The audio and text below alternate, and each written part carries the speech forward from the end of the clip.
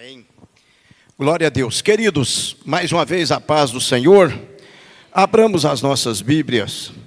Quero louvar a Deus pela vida de cada um dos irmãos que vieram. Eu fico muito feliz quando eu vejo esse número na quarta-feira, dia de estudo da Palavra de Deus, né? Isso é muito importante.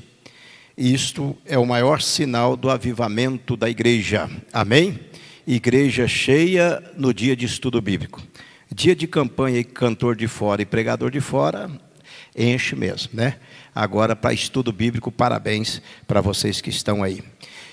Carta do apóstolo Paulo aos Tessalonicenses, primeiro aos Tessalonicenses, capítulo de número 5, e nós estaremos lendo juntos 2 versículos, glória a Deus, 3 versículos, do 16 ao 18. Louvado seja o nome do Senhor para todo sempre, glória a Deus. Primeiro aos Tessalonicenses, capítulo de número 5, versículo 16 ao 18. Vamos ler juntos? Na expressão regozijai-vos, vamos falar alegrai-vos sempre. No 3, 1, 2 e... Alegrai-vos sempre, orai sem cessar. Em tudo dai graças, porque essa é a vontade de Deus em Cristo Jesus para convosco. Amém. Podei-vos assentar. Amados, eu fui despertado para falar aos irmãos nesta noite um pouco sobre a importância de nós termos uma vida feliz, uma vida realizada na presença de Deus. Todo cristão, todo crente precisa se sentir realizado. É óbvio que essa realização, ela tem algumas adversidades, mas todavia, com o básico, para nós mantermos a alegria na presença de Deus, para nós sermos pessoas felizes. Isto parte do princípio bíblico que diz que a alegria do Senhor é a nossa força. Com isso, então, nós aprendemos de imediato que é inadmissível o cristão, ele ser persistente na tristeza. Não. Como eu disse, as adversidades aparecem, as provas aparecem, e que às vezes nos abate, mas todavia não pode ser persistente ou contínua na minha e na sua vida. Até porque se torna impossível a mim resplandecer como astro, se torna impossível a mim tornar-me representante de Cristo, se eu for uma pessoa que todos os dias eu estou tomado por uma tristeza. Então o apóstolo Paulo nos dá essa lição. Ele fala sobre alegrar sempre. Alegrar sempre. Parece até que ele está entrando em contradição com a realidade da vida, né? Como pode alguém alegrar-se sempre, permanecer alegre? Ele sequencia dizendo: em tudo dai graça, porque esta é a vontade de Deus em Cristo Jesus para convosco. Quando nós observamos a biografia do apóstolo Paulo, nós vamos enxergar um homem de muitas conquistas, mas também nós vamos encontrar um homem que teve uma trajetória marcada com muitas dores, com muito sofrimento. Por um exemplo, quando ele escreve aos irmãos filipenses, no capítulo de número 4, nós vamos observar o apóstolo Paulo, nos 4 capítulos, ele falando sobre alegria durante 10 vezes. Esta palavra alegria, na carta que ele escreve aos filipenses, nos 4 capítulos desta carta, ele fala 10 vezes sobre a alegria. E nós entendemos ao observar o contexto que a palavra-chave daquela epístola era alegria. Todavia, o momento vivido pelo apóstolo Paulo, a circunstância que o apóstolo Paulo estava enfrentando, que ele se encontrava quando ele escreveu aquelas cartas, não era tão agradáveis. Dentro de um parâmetro lógico, Paulo não tinha motivos para se alegrar, né? Ele estava preso injustamente. Os judeus levantaram acusação, calúnia contra ele. Os judeus não aceitavam o fato dele testemunhar de Cristo. Em Atos, no capítulo 23, e o versículo de número 12, nós vamos ver uma chantagem dos judeus. Eles disseram: nós não vamos comer enquanto o apóstolo Paulo não morrer. Nós não vamos comer enquanto Paulo não morrer. Deram uma pressão psicológica na autoridade da época. E isso só não ocorreu porque o apóstolo Paulo, ele tinha a cidadania romana, né? E observamos que um tal de Cláudio Lísias, não permitiu que isto acontecesse. Cláudio Lísias era um tribuno. Tribuno é semelhante a um advogado do povo. E ele, conhecendo a dupla cidadania do apóstolo Paulo, ele não permite que acontecesse aquilo que os judeus queriam e transferiu Paulo para a cadeia de Cesareia. Então nós observamos aí que o apóstolo estava enfrentando um momento de muito sofrimento no seu ministério, de muita dor no seu ministério. Mas, no entanto, meus queridos irmãos, nós vemos o apóstolo Paulo agora incentivando, instruindo a igreja a alegrar-se sempre, a permanecer alegre. Olha que coisa tremenda. Envia o apóstolo Paulo e agora algema o apóstolo Paulo junto com o soldado. Imagina a situação. Coitado daquele soldado.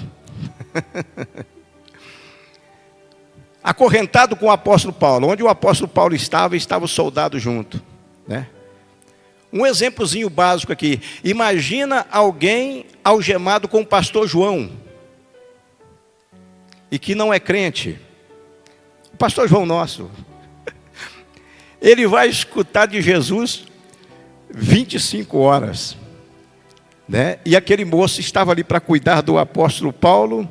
E o apóstolo Paulo, naquela situação, algemado, acorrentado, melhor dizendo, com aquele soldado. Mas, no entanto,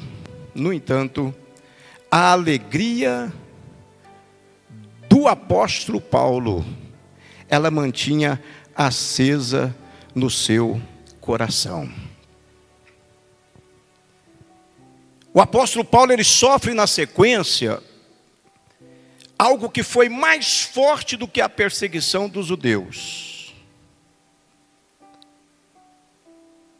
Foi quando os crentes que estavam em Roma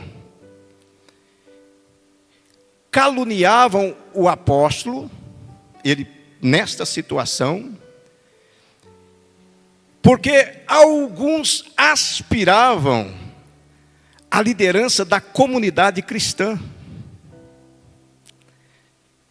Imagina, queridos, o homem está sofrendo por causa do evangelho, os judeus usam o poder da lei para matá-lo,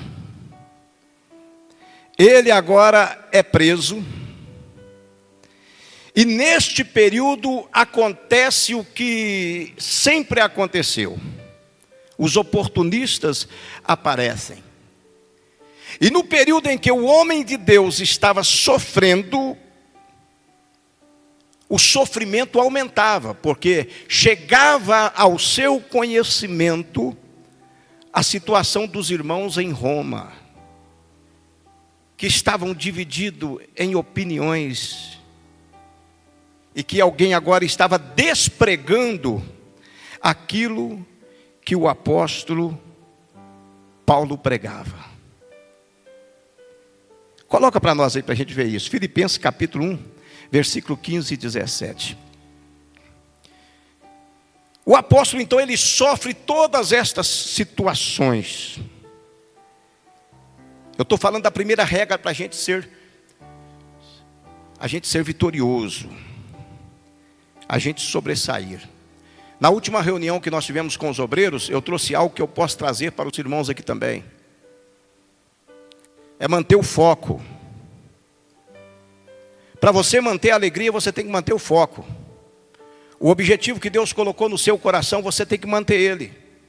Quer seja conquistas materiais, espirituais, eclesiásticas, qualquer conquista que nós focarmos, nós temos que permanecer de olho nela.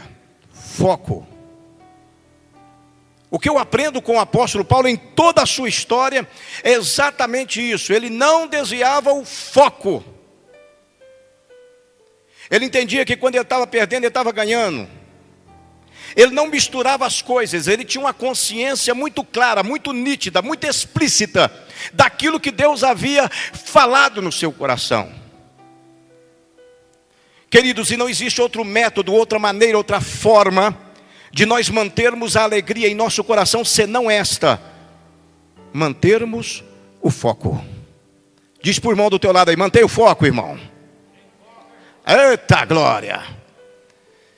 Verdade é que também alguns pregam a Cristo por inveja e porfia, mas outros de boa vontade. Mais um. Uns, na verdade, anunciam a Cristo por contenção, não puramente, julgando acrescentar aflição às minhas prisões, o sofrimento. Mais um. Mas outros por amor, sabendo que fui posto para a defesa do Evangelho. Eu gostei as duas Sarinhas ali, uma treinando a outra, daqui a pouco a outra já está sumindo. Então, meus irmãos, observa ali os grupos. Contenda, porfia. Mas existia o grupo que pregava o Evangelho por amor. E era exatamente esse grupo que fazia com que o apóstolo Paulo recebesse notícia da situação lá na prisão. Queridos irmãos, se o apóstolo Paulo fosse igual a uns crentes de hoje, que por qualquer coisa está chutando o balde. Eu recebi um tempo atrás uma mensagem de um irmão, e ele mandou uma mensagem para mim e disse: pastor, a minha esposa não adaptou na igreja, eu também não adaptei na igreja, então por esse motivo eu quero a sua bênção para me procurar outra igreja.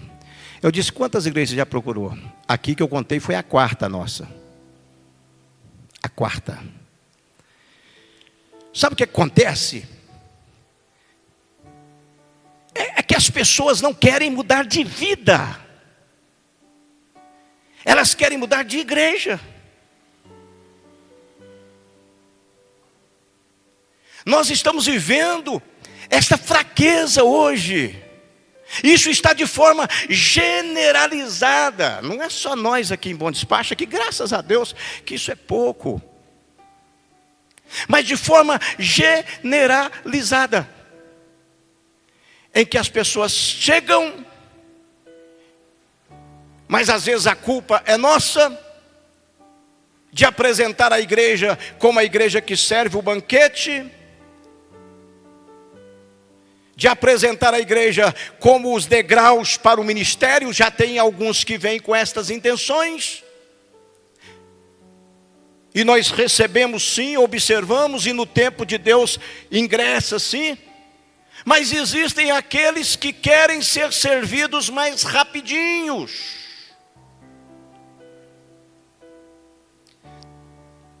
Aí frustra. Porque aqui nós não temos o maldito hábito de chamar as pessoas e consagrá-las para que elas fiquem firmes na igreja. Quanto tempo que nós não temos uma consagração aqui? É porque eu levo a sério aquilo que o apóstolo Paulo diz a Timóteo: não impõe as mãos precipitadamente.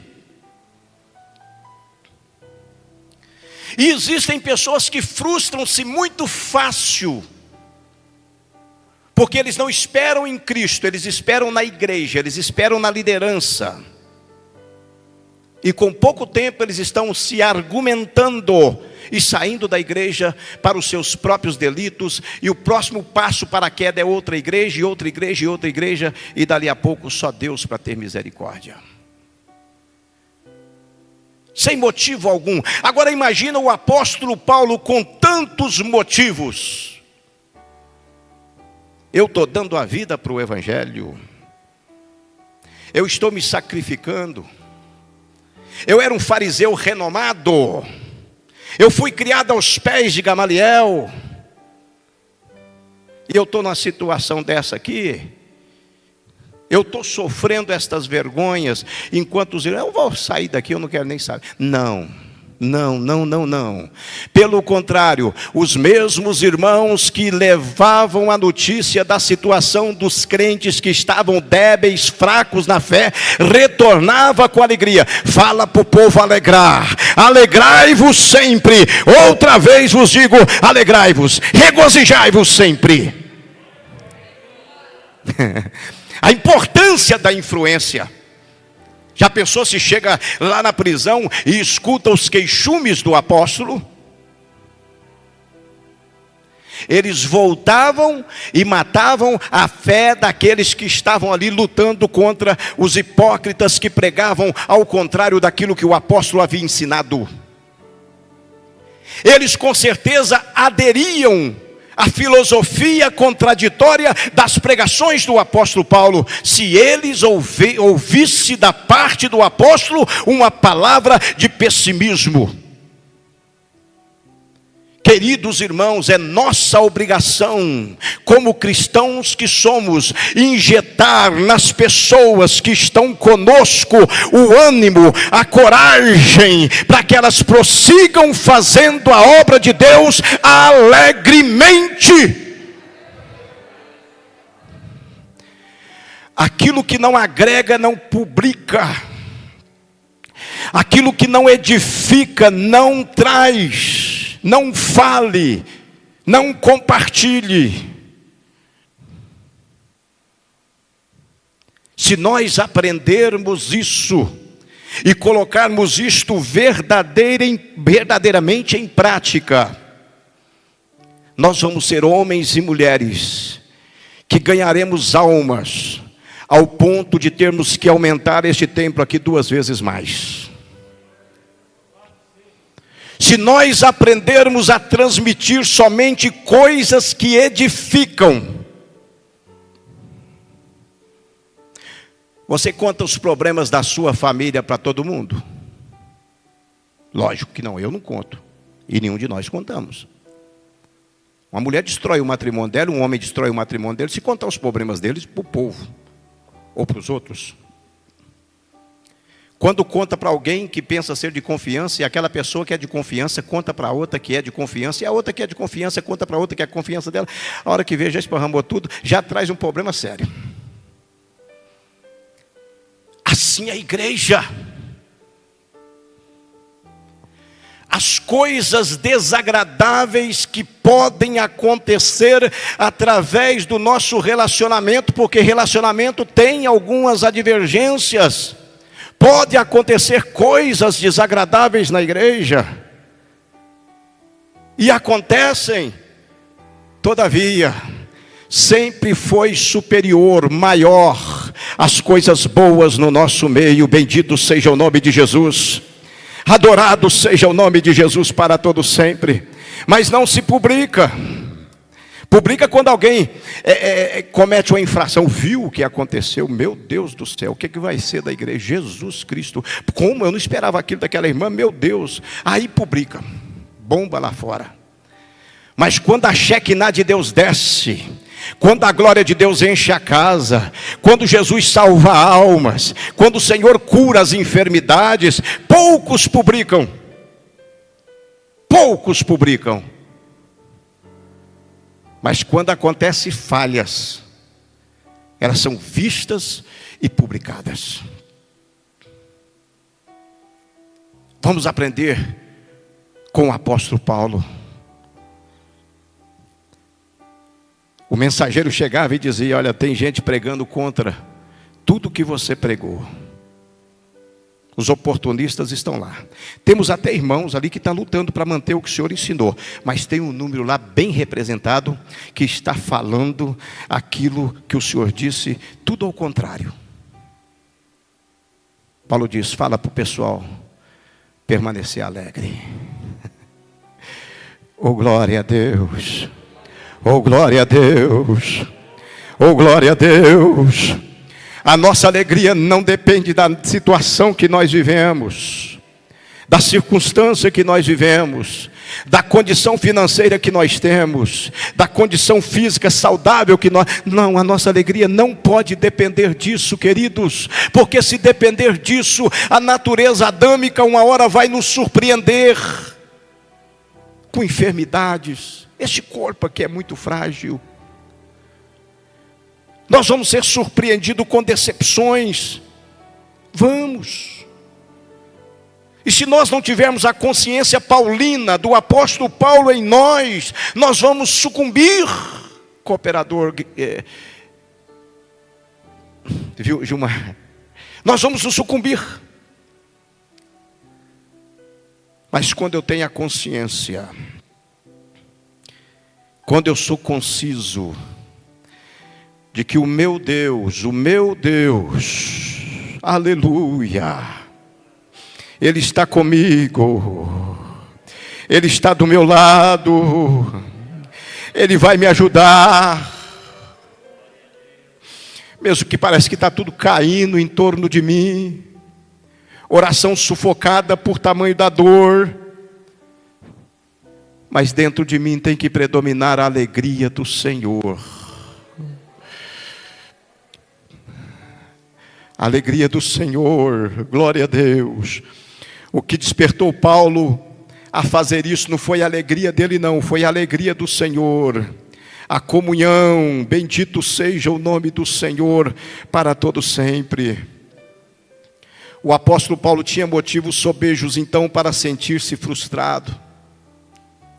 As igrejas que ele havia fundado estavam sem os seus cuidados da forma que precisava. Ele havia programado uma campanha.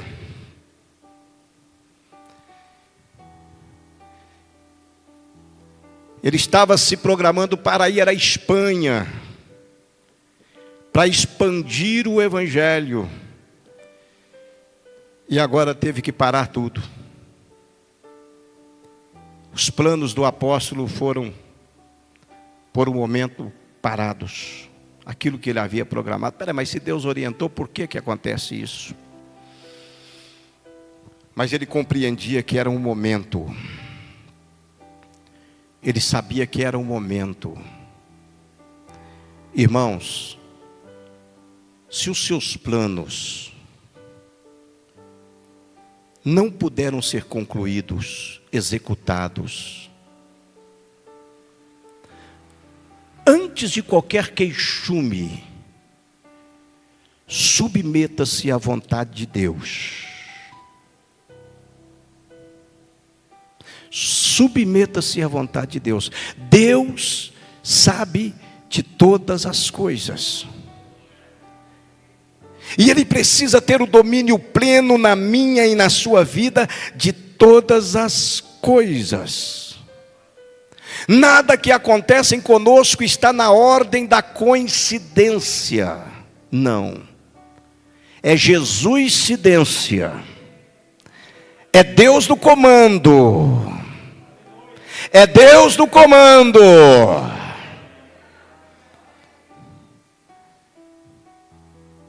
Deus interferiu em alguns planos do apóstolo, mas ele queria fazer maior e superior a obra, mais perfeita ainda.